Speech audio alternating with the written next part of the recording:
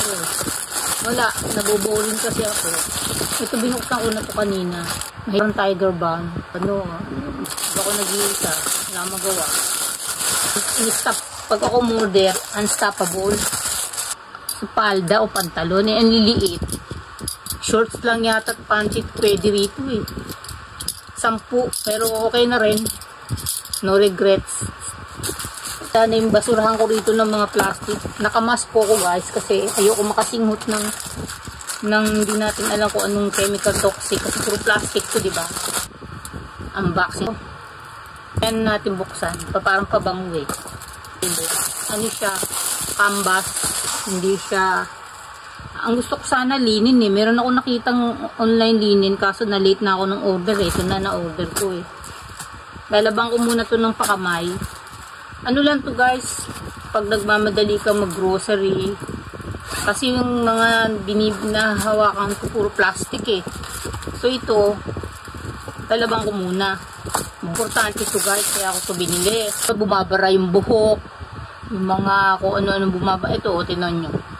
Ipupush mo lang to, ipupush mo to, tapos ito, hihigupin na yung buhok. Ito importante kasi minsan alambre ang ginagamit ko ay sumasabit ang alambre. Yan o, bathroom. So ito importante sa akin. Tapos ano ito? Hindi siya yung stainless. Sa mga gilid-gilid na mga gripo, mga pintuan, gilid-gilid, likod ng mga pintuan. Tapos gagamit kayo ng baking soda at vinegar kasi hindi ako masyado nagamit ng mga chemical spray. So pag na marumi na sa palagay mo, pwede mo na itapon. Karamihan plastic. Pero sa susunod, magbabawas ako ng mga plastic sa bag. Gas ito, lalabahan ko muna to ng pakamay din. Ibibilad. Tapos, bago ko ito ilatag syempre sa park, meron akong linen na ipapatong pa dyan. Hindi ako dito diretsong hihiga. So, ito, sabon. Yung mga honey na sabon. Hindi ko alam lang sisinungaling. Tsaka maamoy mo naman to pag ginamit mo eh. Matapang ang chemical at toxic ang amoy. Honey. Pwede sa katawan at saka sa mukha. Tapos ito, ano to?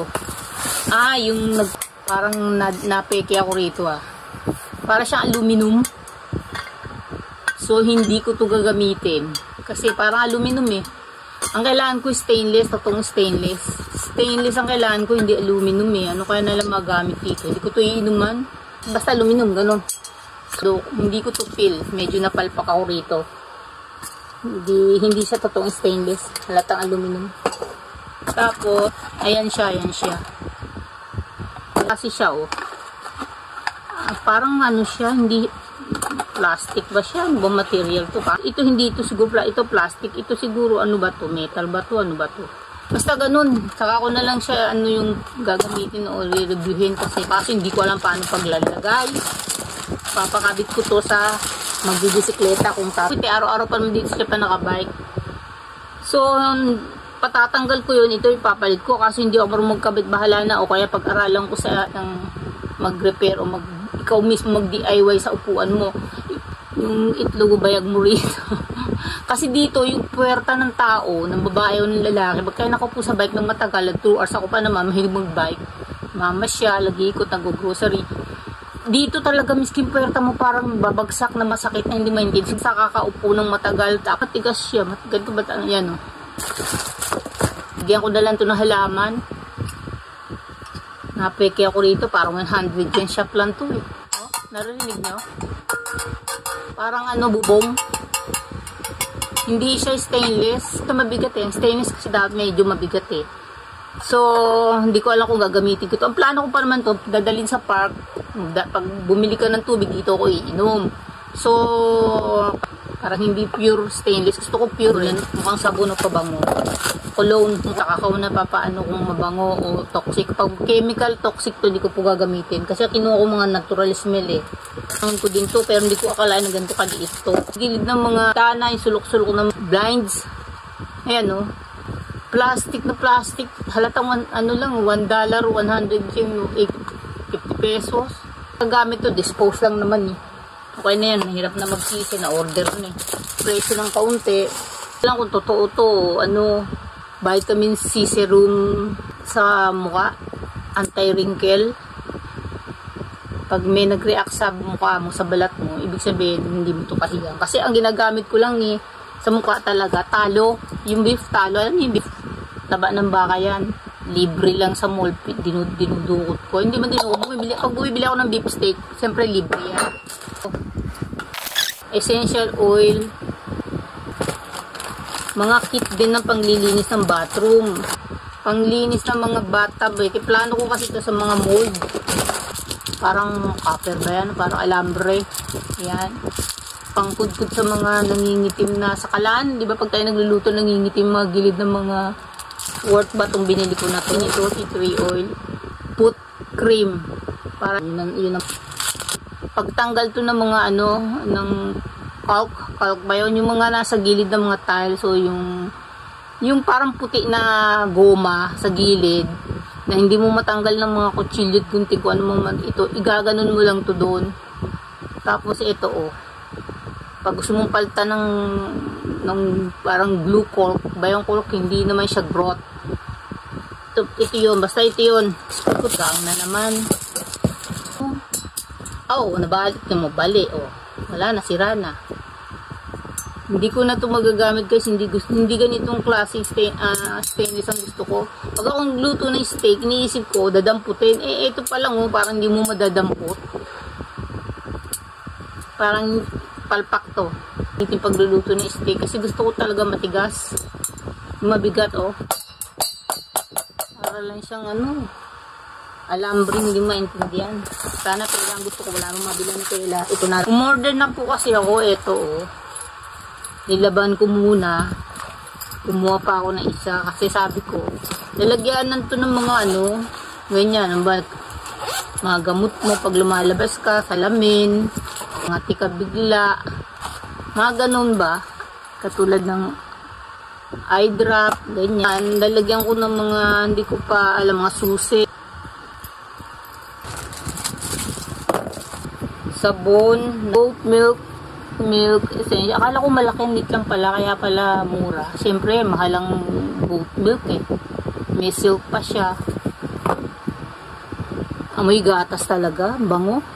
Panghilamos o pangsabusato. Kaya pala siya mura, maliit lang.